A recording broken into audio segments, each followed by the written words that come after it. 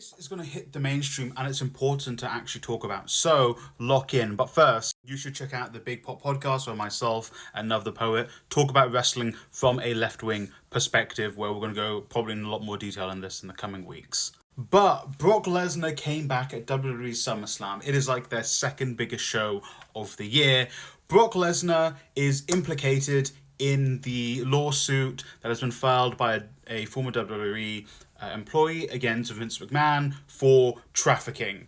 This man appears in that lawsuit 44 times named. One of the more egregious parts is Janelle Grant, who was the employee, has said that Vince McMahon offered her to Brock Lesnar as an incentive to remain at the company in 2021. This included making her create like personalized images and videos for Lesnar's enjoyment, and also for her to he basically was like flew Lesnar out to traffic Grant out to him. This didn't happen because he got very inebriated and wasn't able to do that.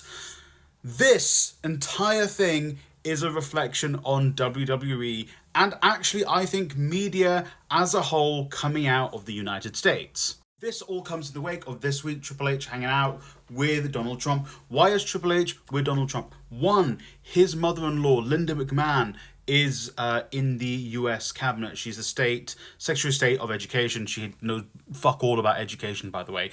And two, WWE is owned by TKO, which is the company that also owns the UFC. TKO want UFC viewers to go over to watch WWE. WWE, or just wrestling in general globally, historically has had a pretty progressive fan base. Relative, not very, but relatively progressive. TKO want UFC viewers to go over to watch WWE because it's only a 15% crossover. So they're doubling down on the MAGA stuff. Going forward, media companies are going to be doing this. They're going to appeal to the fascists. They have done that in every other fascist regime in the past. They will continue to do it. You will see it happening more and more globally. This is what's going to happen in the state of the media going forward. Cultural Imperialism by Edward Said. Go off and read that.